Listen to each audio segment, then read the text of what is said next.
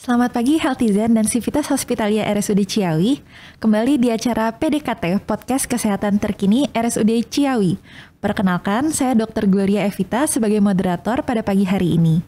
Untuk podcast pada hari ini dalam rangka memperingati Hari Diabetes Sedunia pada tanggal 14 November.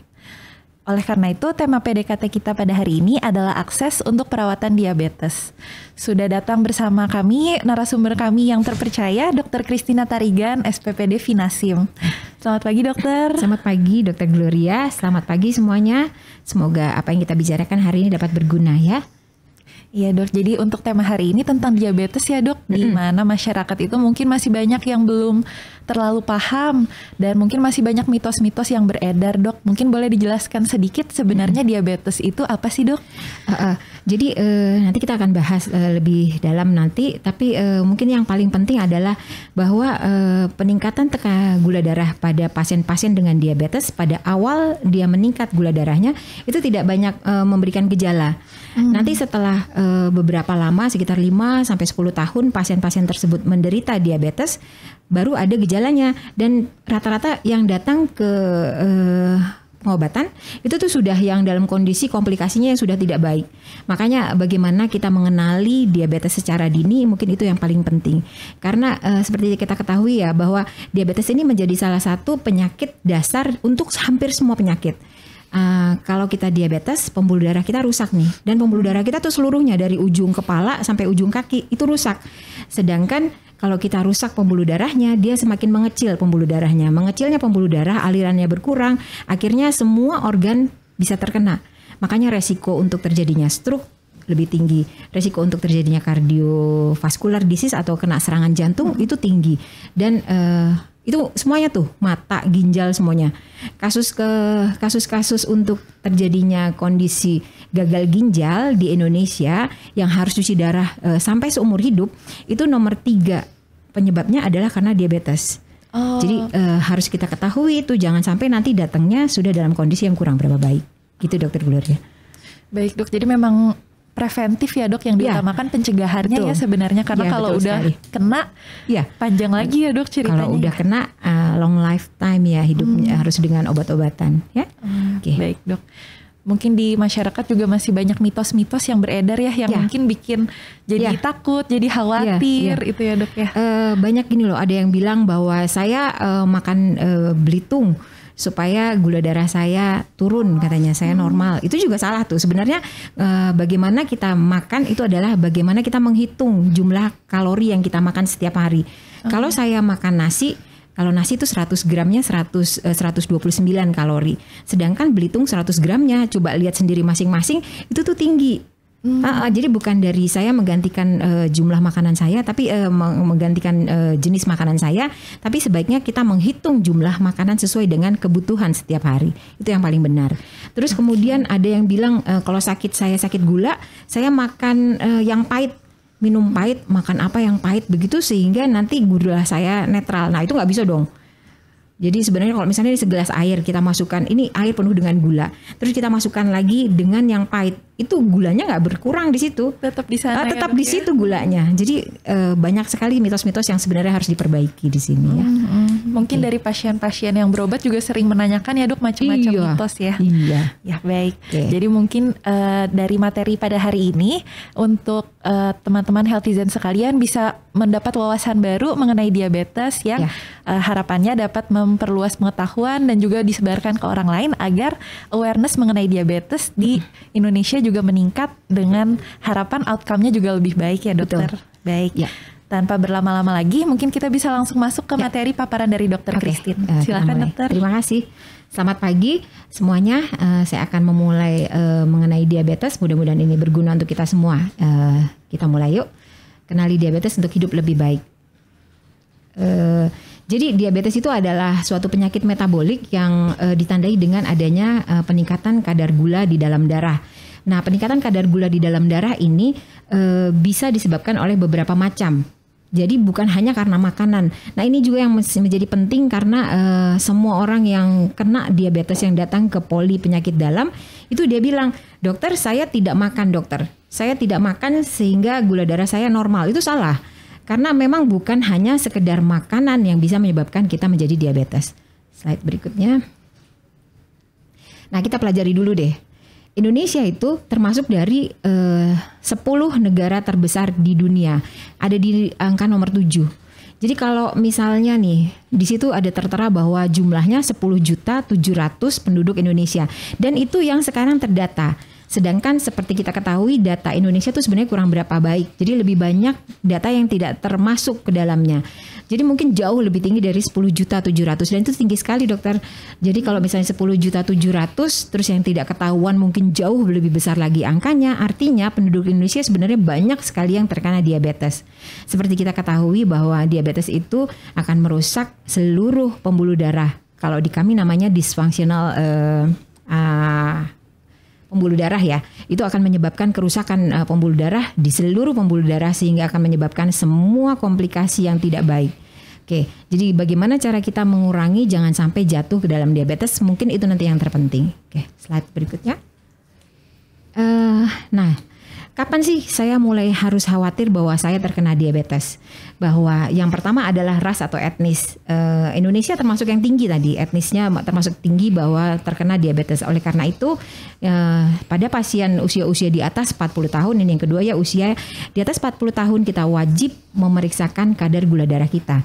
Tapi yang paling penting adalah diabetes itu ada beberapa, ada tiga macam, ada 4 ya. Ada 4 macam diabetes. Tapi kalau diabetes pada usia di atas 40 tahun itu termasuk dalam diabetes tipe 2. Nah, diabetes tipe 2 ini pada usia 40 tahun. Tapi sekarang ini tidak seperti itu lagi. Lebih banyak sekarang orang yang makin muda usianya sudah mulai terkena diabetes.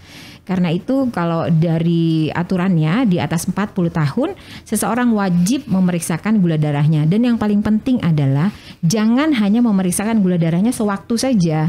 Karena kalau kita diabetes tipe 2 itu gula darahnya yang tinggi adalah gula darah 2 jam setelah makan. Itu adalah tipe spesifik tipe diabetes tipe 2. Karena itu semua orang yang di atas 40 tahun itu diwajibkan untuk memeriksakan kadar gula darah puasa dan 2 jam setelah makan. Begitu ya. Apalagi pasien yang memiliki riwayat keluarga diabetes. Kalau dia memiliki riwayat keluarga diabetes, dia memiliki 6 kali resiko dibandingkan orang yang tanpa diabetes. Karena itu wajib memeriksakan pada pasien-pasien yang memiliki keluarga diabetes. Kemudian ibu-ibu yang melahirkan bayinya lebih dari 40 gram, 400 gram ya, 4 kilogram. Kemudian riwayat dengan lahir rendah bayinya 2.500 gram. Slide. Kemudian ini juga ada faktor-faktor modifikasi yang masih bisa dirubah. Berat badan saya jika saya melebihi daripada 23 kg per meter square, ini kalian bisa hitung masing-masing berapa BMI kalian. Jadi kalau misalnya kita memiliki BMI yang terlalu tinggi, sel-sel kita rusaknya lebih cepat, lebih kurang berapa baik, sehingga akhirnya gula tidak bisa kita masuk ke dalam sel, itu yang menyebabkan gula darah mulai tinggi. Itu dan sel juga akhirnya menjadi lebih cepat rusak. Kemudian kurang aktivitas. Jadi pasien-pasien yang tidak melakukan olahraga memiliki resiko untuk terjadinya diabetes lebih tinggi dibandingkan pasien-pasien yang melakukan aktivitas fisik secara teratur. Hipertensi itu juga memiliki resiko untuk terjadinya diabetes. Jadi pasien-pasien yang memiliki tekanan darah di atas 140 itu sudah harus mulai sering memeriksakan gula darahnya. Kemudian dislipidemia dengan HDL kurang dari 35 atau trigliserid lebih daripada 250. Yang disebut dengan kondisi pre-diabetes adalah gula darah puasanya antara 100 sampai 125. Jadi jangan merasa aman bahwa datang ke rumah sakit terus kemudian diperiksakan gula darahnya, dok gula darah saya mah 140 dok normal. Itu salah. Karena kalau misalnya kalian gula darahnya itu adalah gula darah puasa, 140 itu termasuk tinggi. Jadi tolong dipertimbangkan apakah saya sakit gula darah walaupun dengan gula darah cuma 140 tadi ya. Karena gula darah normal adalah yang puasa 100 sampai 125, sedangkan tergantung daripada gula sudah mulai ada gangguan gula itu antara 140 sampai dengan 199. Itu namanya pre-diabetes. Kemudian merokok juga kurang berapa baik. Ini untuk seluruhnya, bukan hanya resiko DM tapi untuk semua resiko kardiovaskular. Slide. Oke, slide berikutnya. Jadi pengaturan gula di dalam tubuh kita itu sebenarnya ada 11 macam. Ada 11 organ yang menyebabkan gula darah kita menjadi tinggi. 11 macam organ tubuh ini akan saling Ada yang menghasilkan gula, ada yang menurunkan gula. Jadi ada keseimbangan antara 11 organ dalam tubuh kita. Ini yang suka salah persepsi juga. Mereka bilang, dokter saya tidak makan nih dok, terus kemudian kenapa gula darah saya tinggi? Nah tubuh kita walaupun saya tidak makan, itu tubuh kita menghasilkan gula. Ada hati yang menghasilkan gula dengan cara proses pemecahan, gluconeogenesis namanya. Ada otot yang menghasilkan juga gula. Gula ini nanti ada proses yang namanya glikogenolysis. Kemudian ada lemak juga yang menghasilkan gula. Kemudian ada ginjal yang seharusnya mengeluarkan gula dalam kondisi stabil sehingga semuanya berjalan teratur. Nah, 11 organ ini akan menghasilkan dan menyerap gula sehingga terjadi gula yang seimbang di dalam tubuh. Tapi kelainan-kelainan pada 11 organ ini akan menyebabkan kondisi gula menjadi tinggi. Itulah yang menyebabkan gula darah saya tinggi walaupun saya tidak makan. Gitu ya. Jadi sebenarnya bukan hanya sekedar bahwa saya makan kemudian gula darah saya tinggi. Tidak segampang, tidak semudah itu saja. Gitu ya. Nanti kalau kita sudah tahu bahwa penyebabnya apa, sebenarnya paling pas adalah kalau gula darah saya tinggi, penyebabnya karena masalah di ginjal saya atau karena penyerapan yang terlalu berlebih, nanti saya dikasih obatnya yang lain, seperti itu ya. Bukan hanya cuman ngasih saya makan gula, terus saya minum yang pahit supaya nanti gulanya tidak diserap, tidak semudah itu, gitu ya. Oke, kita slide berikutnya. Diabetes itu ada 4 macam, tadi saya sudah bicarakan ya. Diabetes tipe 1, 2, terus kemudian gestasional diabetes sama other type of diabetes. Kalau diabetes tipe 1 ini pada anak-anak, terutama pada anak-anak ya. Dia sejak lahir memang sudah defisiensi insulin. Jadi absolute defisiensi insulin. Sedangkan diabetes tipe 2 itulah adalah diabetes pada orang usia di atas 40 tahun pada tadi ya. Tapi kalau di atas 40 tahun juga sebenarnya nggak 40 tahun lagi nih. Udah banyak sekarang yang masih muda pun sudah masuk ke diabetes tipe 2. Itu disebabkan semakin banyaknya orang yang dalam kondisi kurang olahraga dengan intake karbohidrat yang terlalu berlebih sehingga resiko untuk menjadi diabetes tipe 2 menjadi tinggi. Kemudian other type of diabetes itu bisa pheochromocytoma atau penyakit yang lain. Sedangkan yang satu adalah pada pasien yang saat hamil dia menjadi diabetes. Oke. Itu tipe-tipe daripada diabetes. Mungkin berikutnya. Diabetes tipe 2 slide. Nah, ini tanda-tandanya. Apa sih tanda-tandanya pasien dengan diabetes? Pasien tersebut menjadi cepat lapar, menjadi cepat haus, dan jadi menjadi sering kencing. Dokter, kalau saya malam harus terbangun sampai 4-5 kali untuk kencing. Nah, itu salah satu tanda bahwa pasien tersebut mungkin gula darahnya tinggi. Walaupun memang ada penyakit lain yang bisa menyebabkan pasien tersebut harus terbangun pada malam hari untuk buang air kecil gitu ya. Kenapa rasanya haus? Karena di dalam tubuh itu, di dalam sel, di dalam saluran pembuluh darah kita, dia menyerap air supaya menjadi konsentrasinya agak sedikit berkurang gula darahnya. Dia serap cairan dari luar sehingga akhirnya pasien menjadi lebih sering kencing. Itu yang menyebabkan pasien tersebut menjadi sering kencing, itu namanya polidipsi. Sedangkan menjadi cepat lapar itu juga karena memang salah satu gejalanya yang harus kita perhatikan. Walaupun tidak terlalu banyak yang tidak terlalu tidak ada gejalanya tuh polifagi atau cepat lapar. Nah, slide berikutnya. Nah, ini lagi mudah lelah, gatal sekitar kemaluan, impotensi pada pria, berat badan turun drastis, lukanya sukar sembuh, mudah mengantuk, keputihan pada wanita, penglihatan buram, sering timbul bisul dan kesemutan. Nah, ini semua bisa tanda-tanda daripada diabetes. Tapi seperti saya jelaskan tadi, kalau gula darah kita di atas 200 itu biasanya gejala ini memang ada, tapi tidak terlalu kita perhatikan, apalagi kalau kita sibuk dengan pekerjaan. Ini semua hampir tidak terlihat. Nanti begitu setelah 5 tahun, pembuluh darah kita yang seharusnya setebal begini, terus kemudian dia karena rusak, ada disfungsi endotel, dia menjadi rusak, kemudian akhirnya menjadi mengecil, akhirnya kecil sekali sehingga aliran darahnya berkurang. Aliran darah dan sel-sel saraf juga rusak gara-gara gula darah yang tinggi. Nah, seperti ini nanti aliran darahnya mulai mengecil. Mata, yang pertama mata, karena mata dan ginjal itu memiliki mikrovaskular atau pembuluh darah yang sangat kecil yang kalau mudah terganggu, sehingga mata nanti mata saya mulai tidak bisa melihat atau tidak awas lagi, tidak jelas lagi penglihatan. Nah, yang kalau mata mulai bermasalah artinya di ginjal pun sudah mulai ada gangguan dari perfusi ke ginjal. Itu tidak baik. Kalau dalam waktu yang lama akan menyebabkan aliran darah untuk ke dalam ginjal itu berkurang. Kalau aliran darah ke ginjal berkurang, akhirnya fungsi ginjal berkurang. Kalau itu dibiarkan, akhirnya resiko untuk terjadinya gagal ginjal dan harus cuci darah menjadi meningkat. Jadi itu yang harus kita perhatikan. Berikutnya. Ini tadi sudah dibicarakan bahwa komplikasi dari diabetes adalah bisa mengenai mata. Mata ini penglihatan ini akan menjadi buram, itu adalah retinopati diabetes. Kemudian gangguan pada jantung, pembuluh darah jantung mengecil, akhirnya terdapat menjadi serangan jantung. Kemudian ini yang paling sering nih, neuropati diabetik. Kaki saya dok kalau kok kayaknya kesemutan dok, tangan-tangan saya kok kesemutan. Itu semua karena neuropati diabetes. Kadar gula yang tinggi di dalam darah dalam waktu lama sehingga menyebabkan kurang berapa baiknya saluran saraf sehingga menyebabkan akhirnya menjadi rasanya baal. Nah ini juga akan menyebabkan pasien-pasien yang sudah lama dalam kondisi gula darah yang tinggi, dia akan kakinya tidak terasa apa-apa, begitu dia menginjak sesuatu, dia tidak tahu tuh kalau dia menginjak sesuatu, atau mungkin panas yang berkurang sehingga banyak pasien karena dia pegel, karena dia rasanya nggak nyaman, dia rendam tuh kakinya, pakai air panas, kayaknya kurang panas, dimasukin lagi air panasnya. Wah kurang panas, dimasukin lagi air panasnya, sampai terakhir akhirnya begitu dikeluarkan kakinya udah melepuh, luka semuanya. Ini salah satu komplikasi daripada diabetes karena aliran yang kurang baik ke arah kaki tadi ya. Oke, slide. Nah sekarang bagaimana sih caranya supaya saya jangan sampai kena diabetes yang kurang bagus tadi. Slide.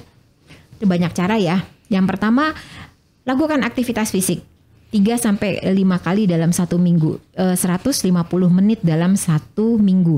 Kalau dibagi 3 berarti setiap 50 menit 3 kali dalam seminggu, atau 30 menit selama 5 kali dalam 1 minggu.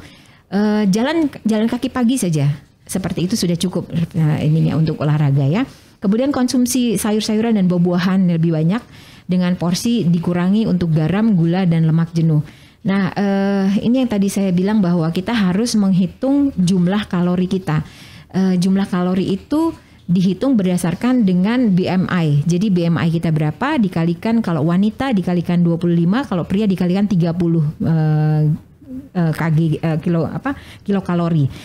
Dari situ saya tahu nih, saya berat badannya 50, saya wanita, kebutuhan saya 1250.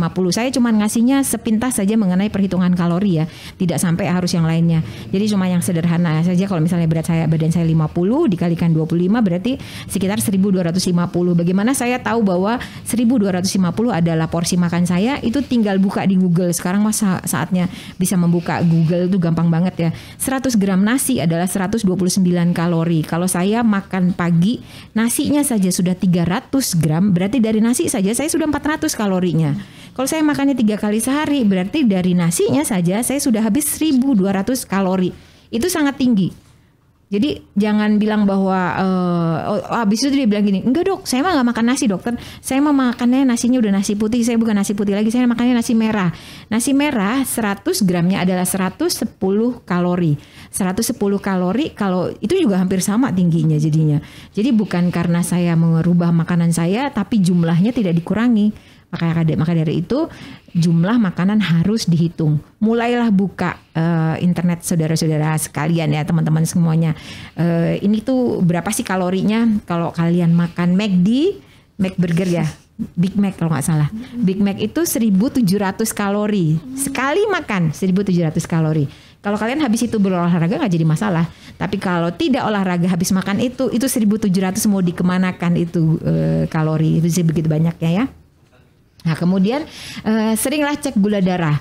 Cek gula darah kalian, dan yang saya ingatkan tadi, gula darah jangan cuma diceknya pas lagi puasa saja. Karena kalau kita sudah dewasa, diabetes tipe 2, gula darahnya yang tinggi adalah 2 jam setelah makan. Jadi periksakanlah kadar gula darah 2 jam setelah makan.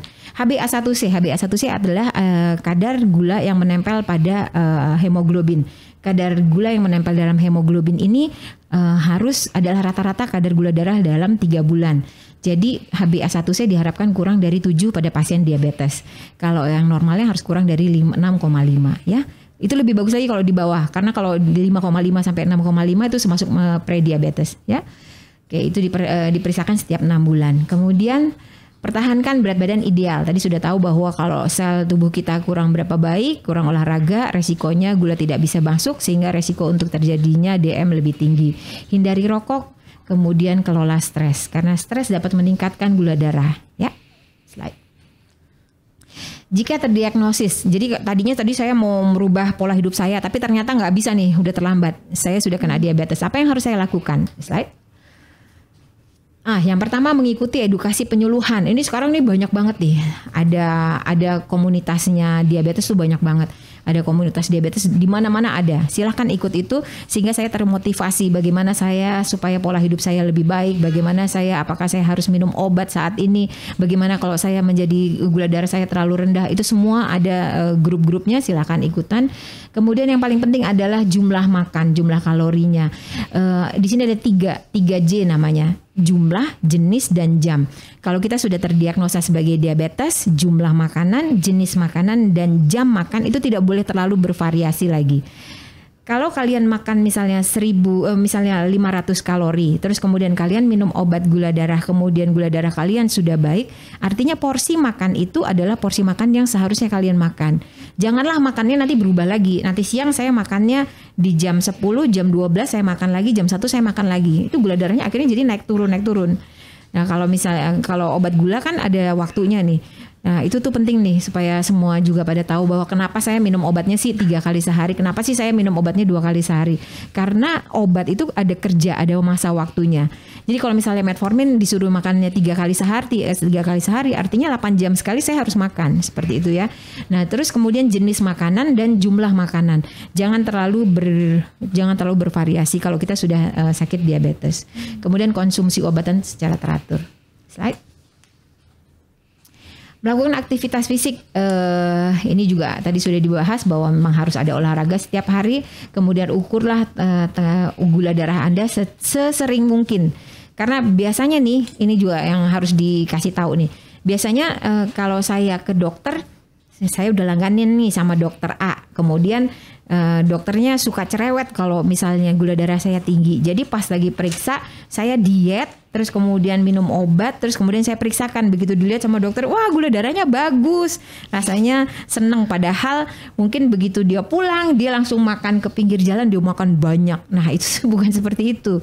Yang harus diperhatikan adalah pola makan tadi yang sudah dijelaskan. Jenis, jam, dan jadwalnya. Jenis, jam, dan jumlahnya harus diatur ya. Harus tetap teratur. Jangan karena terlihat ingin bagus, terus kemudian baru mengatur makanan kita. Nggak boleh seperti itu. Slide.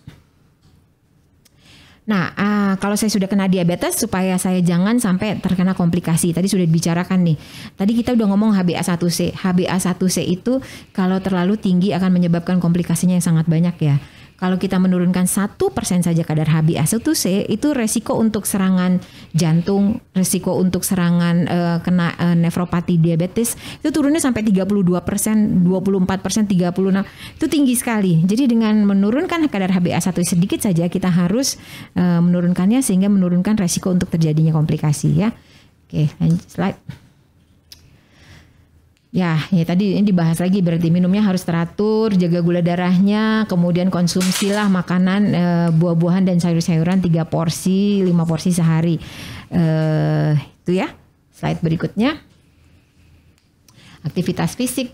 Waspadai kulit dan gangguan kulit, terus kemudian periksalah mata secara teratur, waspadai luka pada telapak kaki karena harus tahu bahwa kalau kita sudah diabetes dalam jangka waktu lama, kalau kita ada masalah di kaki yang walaupun tidak terasa, kumannya tetap berjalan, infeksi tetap berjalan sehingga resikonya akhirnya menjadi luka yang menjadi berat, jadi abses, terus akhirnya menjadi nekrosis, jadi mati jaringannya, akhirnya kita harus amputasi. Jangan sampai terjadi seperti itu. Slide. Ya, konsultasikan selalu untuk masalah-masalahnya, jangan dibiarkan saja sehingga akhirnya menjadi lebih berat, akhirnya menjadi jelek. Saya ada luka, saya anggap sepele, terakhir akhirnya tangan saya harus hilang lagi, seperti itu ya. Oke, slide. Mungkin begitu isinya saja. Kayaknya kita mungkin cocok tanya jawab kali ya dok ya, mungkin lebih banyak. Baik, terima kasih banyak Dokter Christine atas paparannya yang sangat komprehensif ya Dok ya. Dari apa itu diabetes sampai ke pencegahan, pengobatan dan tips-tipsnya. Memang yang banyak disinggung itu tentang lifestyle ya Dok sebenarnya ya. Dari pola hidup, pola makan, aktivitas fisik itu yang menjadi sangat penting di diabetes ya Dok ya. Untuk pertanyaan yang masuk saat ini sudah ada beberapa, mungkin saya bacakan kita bahas ya. Satu-satu ya Dok ya. Dari yang pertama, dari Novi, untuk ibu hamil dengan diabetes, ibu hamil biasanya kan mengkonsumsi makanan 2 kali lebih banyak dari biasanya Dok.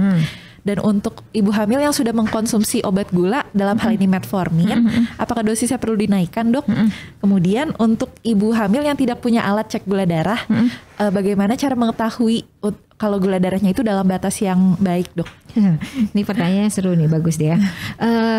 Memang kalau kita sudah terkontrol kadar gula darahnya, kita tahu sudah baik ya, tinggal dilanjutkan ya. Tapi kalau kita memang makannya dilebihkan, artinya saya harus memeriksakan lebih sering kadar gula darah saya. Kalau misalnya saya makannya lebih, artinya saya harus memeriksakan gula darah saya cukup nggak nih obatnya. Kalau tidak cukup obatnya, artinya saya harus menaikkan.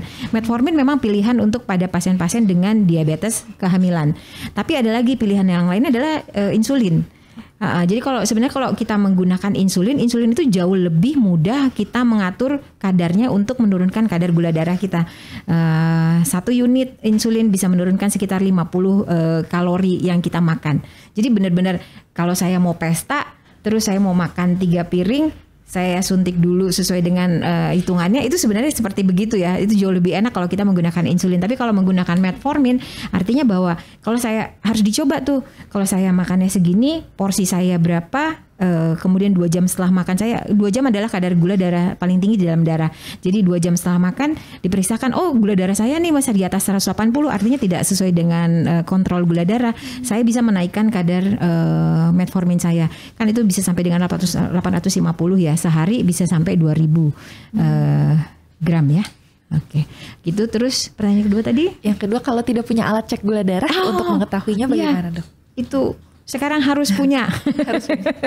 harus punya. Sekarang untuk mengukur kadar gula darah, alatnya itu sangat murah sekarang. Kalau dulu mungkin agak sedikit mahal ya. Kalau sekarang ini dengan harga 160.000 saja, saya sudah bisa mendapatkan alat gula darah beserta dengan alat ceknya. Jadi dibelilah. Masa bisa belanja yang lain, nggak bisa beli alat cek gula darah gitu ya. Jangan karena berdasarkan kok saya malam terbangun kencing terus gula darah saya naik, itu nggak bisa seperti itu. Jadi yang bisa, definitifnya memang dari gula darah itu ya Dok harus ya? Diperiksakan. Ya. Baik, terima kasih. Untuk pertanyaan selanjutnya ada 2 yang mungkin agak mirip ya Dok ya, dari Rizka Martavia dan Anissa F. Bagaimana tips diet untuk penderita diabetes? Apakah ada pantangan? Nutrisi apa yang dibutuhkan dan berapa banyak gula yang boleh dikonsumsi? Jadi lebih ke pola makannya ya Dok? Iya, kalau yang ini yang seperti saya bahas tadi harus ada karbohidrat counting namanya. Hitunglah jumlah karbohidratnya. Kalau kita tahu ya, dokter saya nggak makan nih Dok, saya makan cuman pisang. Ternyata 100 gram pisang itu 68 kalorinya. Saya makan 300 gram pisang, artinya dari kalorinya dari pisang itu udah sekitar 200-an juga kalorinya. Itu cukup tinggi. Jadi semua makanan memang agak sedikit susah. Semua makanan itu ada kalorinya. Kalau gula 1 sendok makan itu juga ada, walaupun 1 sendok makan itu ada kalorinya. Jadi saya harus menghitung seluruh makanan yang saya makan. Untuk pertama memang susah karena saya harus membuka lagi internet bahwa kalau saya makan ini kalori saya segini, kalau saya makan ini kalori saya segini. Tapi lama-kelamaan ini menjadi suatu kebiasaan. Begitu saya makan ini, saya makan segini 200 kalori ini, saya makan 300 kalori, ini 500 kalori ini, sisa kalori saya tinggal segini nih 1 hari, seperti itu, gitu ya. Dan memang kalau disakit diabetes tadi jumlah, jenis dan jamnya memang nggak bisa lagi. Nanti tiba-tiba nongkrong di tempat makan di mana, gitu nggak bisa seperti begitu lagi. Memang ya, harus disesuaikan dengan jumlah dan jamnya. Bisa dibilang cukup ketat dan butuh pembiasaan ya Dok ya di awal-awal. Betul, lama-kelamaan terbiasa dengan yang seperti itu ya. Baik Dok, kalau untuk yang sering disebut intermittent fasting Dok, itu bagaimana? Apakah sesuai itu Dok? Nggak, sepertinya kayaknya kalau pasien diabetes nggak perlu begitu ya, nggak bisa ya seperti itu ya. Kalau itu katanya menurunkan berat badan, terus kemudian kalau dia intermittent fasting itu tuh dia dalam kondisi lapar, tidak ada glukosa yang dipecah melalui makanan, akhirnya glukosanya diambil dari pemecahan itu tadi, pemecahan sel-sel di lemak dipecahkan. Nah, yang seperti itu memang akan menurunkan berat badan, itu benar kalau yang itu. Tapi kalau pada diabetes kayaknya bukan itu sasaran kita ya, jangan lagi lah yang kayak gitu. Janganlah yang seperti itu ya. Baik, ya, tujuannya berbeda itu. Jadi yang berbeda tujuan akhirnya ya dok ya. Tujuan akhirnya ya. Satu buat diet, satu untuk satu DM ya dok ya. Baik, untuk pertanyaan selanjutnya dari Rezel di YouTube, izin bertanya dok, bagaimana orang dengan diabetes tahu bahwa mereka penyakitnya terkontrol dengan baik? Dan bagaimana pola hidup yang dapat dilakukan untuk mencegah agar tidak semakin parah diabetesnya, tidak progresif dokter? Ya, yang paling baik mungkin kadar HbA1c. Kenapa kadar HbA1c? Karena kadar HbA1c itu per 3 bulan ya. Supaya kalian tahu aja bahwa HbA1c itu yang diukur adalah glycated hemoglobin. Jadi misalnya nih hari ini saya makannya banyak banget, gula darah saya sampai 400. Nah, gula darah yang tinggi tersebut akan terikat di dalam sel darah merah saya. Ini ada, itu yang akhirnya HbA1c-nya tinggi banget tuh kalau misalnya sampai 400-an. Kemudian ini sel darah merah saya akan terus berhidup selama 3 bulan. Jadi kalau kalian memeriksakan HbA1c-nya belum 3 bulan, berarti yang kemarin pernah sampai 400 atau sampai 500 itu masih akan ada. Tapi kalau kalian memperhatikan pola makannya dengan baik dan benar, saya teratur makannya dan saya mengatur olahraga saya sehingga penggunaan glukosa banyak dalam tubuh saya sehingga gula darah saya terukur. Nanti setelah 3 bulan sel darah merah ini sudah mati, ada sel darah merah lagi yang baru, dan sel darah merah ini tidak terikat oleh glukosa yang tinggi seperti sebelumnya. Itu akan menjadi patokan bahwa oh ternyata gula darah saya selama 3 bulan terakhir adalah cukup baik, cukup terkontrol. Gitu. Itu mungkin yang untuk mengetahuinya. Dan kalau misalnya pola hidupnya ya tetap memang dong harus olahraga, karena dengan olahraga saya akan menghabiskan gula-gula yang saya makan saat itu. Baik dok. Jadi balik lagi ke lifestyle itu ya dok ya. Mungkin ada pertanyaan juga dok dari peserta di Zoom, sempat cek gula darah, bukan gula darah dok, HbA1c, dan HbA1c itu masuk ke range prediabetes dok menurut range di lab. Itu apakah ada pengobatan tertentu atau mungkin ada modifikasi lifestyle yang disarankan dok? Kalau berdasarkan Perkeni ya, saya ininya Perkeni ya. Kalau Perkeni bilang kalau prediabetes bisa mulai minum metformin. Tapi yang paling benar adalah sebenarnya merubah pola hidup dulu. Jadi walaupun saya sudah diabetes pun kalau dari Perkeni, ikutan Perkeni itu 3 bulan pertama tetap harus melakukan perubahan pola hidup. Pola hidup saya dulu yang tidak pernah olahraga, pola makan saya yang tidak terkontrol itu harus dirubah dulu selama 3 bulan. Kemudian baru saya masuk ke salah satu terapi pertama adalah metformin yang kalau menurut Perkeni ya. Tapi dari beberapa penelitian dan beberapa pertemuan ahli sih, yang prediabetes pun sudah mulai bisa meminum obat metformin pada saat pasien tersebut merasa makanannya terbanyak pada saat itu. Jadi misalnya saya makannya banyak di siang hari, mungkin di siang hari saya minum metforminnya seperti itu. Oh, baik, tapi tetap pola hidup sehat, perubahan pola hidup yang nomor 1 ya. Baik dokter. Untuk pertanyaan selanjutnya, kenapa pada anak-anak bisa terjadi diabetes dok, dan bagaimana pencegahannya agar anak tidak terkena diabetes? Nah, tadi udah dibahas sedikit bahwa diabetes pada anak adalah terutama diabetes tipe 1 atau defisiensi insulin. Kalau defisiensi insulin terjadi pada anak, itu kalau diabetes tipe 1 ya. Kalau diabetes tipe 1 ini memang agak sedikit susah nih. Jadi mungkin kalau memang mau tahu bahwa saya ada diabetes atau enggaknya sejak kehamilan, itu mungkin sudah bisa diperiksakan bagaimana kondisi DNA anak tersebut ya. Apalagi kalau pasien kedua orang tuanya ada diabetes. Tapi kalau untuk pencegahan memang sedikit agak susah kalau diabetes tipe 1. Tapi kalau diabetes tipe 2 yang terjadi pada anak, itu pun bisa ada beberapa penyebabnya. Bisa kalau itu masuknya other type mungkin ya, kalau karena dia terinfeksi terus kemudian dia ada infeksi pada pankreasnya, pankreatitis, pankreasnya akhirnya menjadi fibrosis, dia tidak menghasilkan lagi insulin, itu pun akhirnya menjadi diabetes ya. Dan kalau kita ketahui kan tadi ada 11 macam sel yang bisa menyebabkan keseimbangan gula di dalam darah. Itu semuanya harus dijaga supaya jangan menjadi jelek. Tapi kalau untuk sampai jangan diabetes pada anak-anak, paling tidak kita mulai mengingatkan pola hidup yang ini loh, yang sekarang nih semua orang pada nunduk begini dengan handphonenya tuh. Itu kayaknya mulai dari bayi kayaknya. Soalnya kalau kemana-mana semua orang masih kecil, masih berapa bulan udah dikasih handphone. Dia udah duduk diam di situ, dia akhirnya nggak ada gerak lagi sama sekali. Itu kan salah satu resiko bahwa ini tidak ada aktivitas. Kalau dulu kan main loncat tali apa segala macam ya, resiko diabetesnya juga kecil. Mungkin itu juga kali yang menyebabkan akhirnya sekarang kalau kita di poli penyakit dalam itu lebih 50%-nya pasiennya diabetes semua loh. Makanya tinggi banget kadar orang-orang yang sakit diabetes. Mungkin dari kecil memang sudah mulai dipantau tuh anak-anak yang mulai main handphone tidak bergerak, mulai dikasih handphonenya, dikasih waktu jangka waktu berapa dia boleh main handphone, terus dia disuruh bermain seperti anak-anak yang zaman dahulu lagi.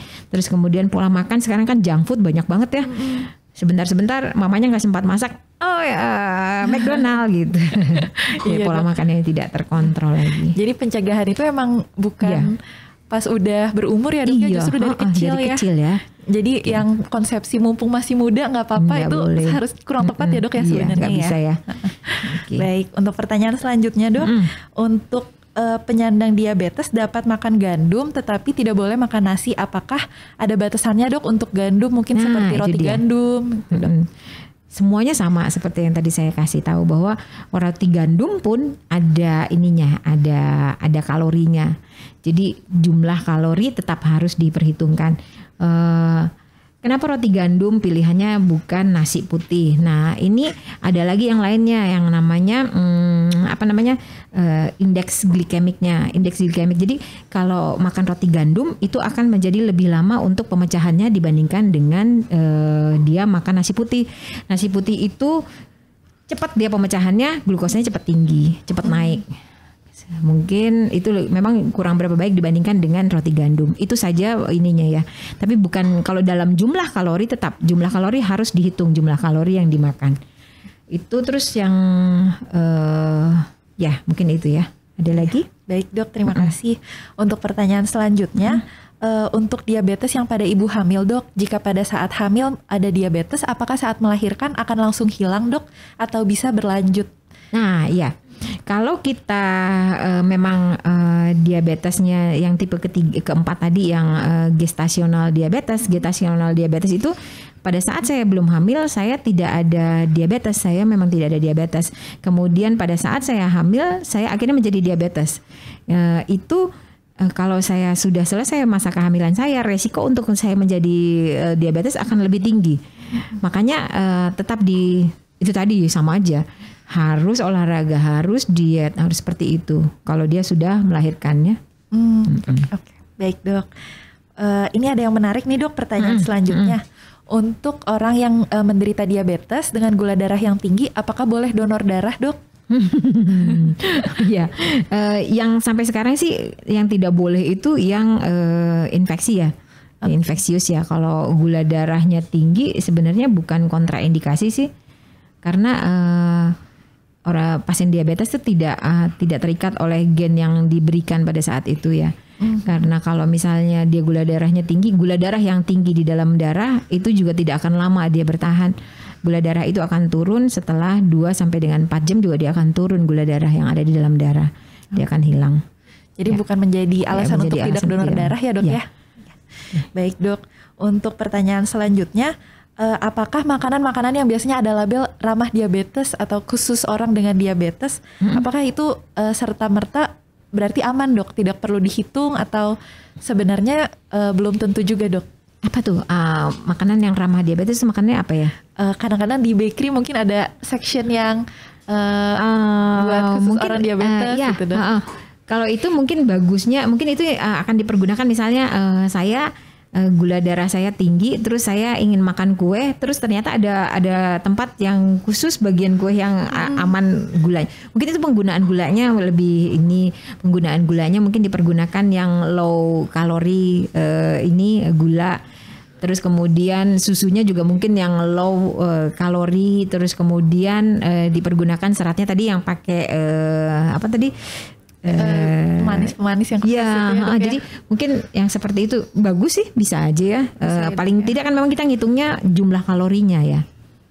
Baik dok, jadi sebenarnya tetap harus dihitung juga ya dok ya, karena tetap masuk ke kebutuhan per hari itu ya dok. Betul. Ya. Jadi jumlah satu harinya berapa? Oke baik, mungkin untuk pertanyaan pada hari ini kita cukupkan sekian ya dok ya. Baik, untuk sesi pada hari ini kami sudah mendapatkan materi dari Dr. Christine, kemudian sudah ada sesi tanya jawab juga di mana banyak sekali yang antusias.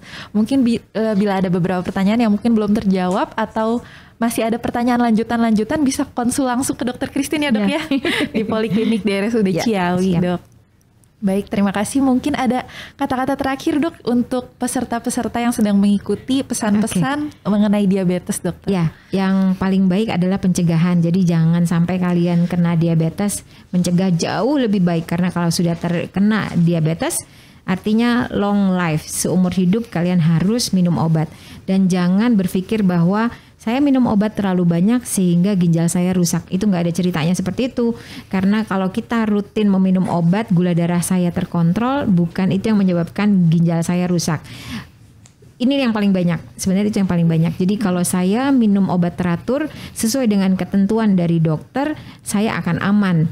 Tapi jangan minum obat-obatan yang belum terkontrol, belum jelas penyebabnya apa, asalnya dari mana, belum ada penelitiannya, sehingga resikonya akhirnya ginjalnya menjadi rusak ya. Jadi kalau obat-obat gula, dokternya akan memperhatikan, oh ginjal Anda masih baik, obat ini masih bisa cocok untuk Anda. Tapi kalau misalnya ginjal Anda sudah rusak, itu pun nanti dokter akan memberikan, oh yang ini paling cocok buat Anda. Jadi tolong perhatikan, jangan berhenti minum obat kalau memang sudah mulai terkena diabetes. Jaga kesehatan dengan pola makan dan olahraga yang baik ya. Itu saja dari saya. Terima kasih. Jadi memang dari pencegahan, kemudian pengobatan, dan kalau sudah kena itu tetap harus dikontrol dan konsultasi dengan yang ahli ya dokter ya. Baik, mungkin sekian untuk sesi kita pada hari ini. Terima kasih kepada seluruh Healthyzen yang telah mengikuti acara dari awal sampai akhir. Jangan lupa untuk selalu mengikuti acara-acara selanjutnya dan follow, like, subscribe, dan share sosmed RSUD Ciawi di Instagram RSUD Ciawi_official, Facebook RSUD Ciawi, Twitter RSUD Ciawi.official, dan YouTube RSUD Ciawi. Terima kasih telah bergabung pada PDKT hari ini. Sekarang kami akan mengumumkan pemenang giveaway. Terdapat 2 orang pemenang. Yang pertama Rizka.Martavia dan yang kedua Anissa NF2. Selamat kepada para pemenang. Silakan menghubungi RSUD Ciawi melalui akun-akun yang telah disebutkan sebelumnya. Ya, untuk jadwal poliklinik di RSUD Ciawi, untuk di poli penyakit dalam, jadwal pendaftarannya Senin sampai Kamis pada jam 6.30 sampai jam 11. Jumat dan Sabtu pada 6.30 sampai jam 10, dan untuk jadwal dokter yang praktek, Dr. Christine pada setiap Selasa, Rabu, Jumat, Dr. Rusli pada setiap Senin, Selasa, Jumat, Dr. Miko pada hari Senin, Rabu, Jumat, Dr. Boris setiap Senin, Kamis, dan Sabtu, Dr. Hans Selasa sampai dengan Jumat, Dr. Tessa dan Dr. Devi pada hari Sabtu. Terima kasih telah bergabung. Jangan lupa untuk terus mengikuti acara-acara selanjutnya. Terima kasih kepada Dr. Christine yang telah hadir hari ini ya dokter. Dengan ini kami tutup PDKT pada hari ini. Assalamualaikum warahmatullahi wabarakatuh.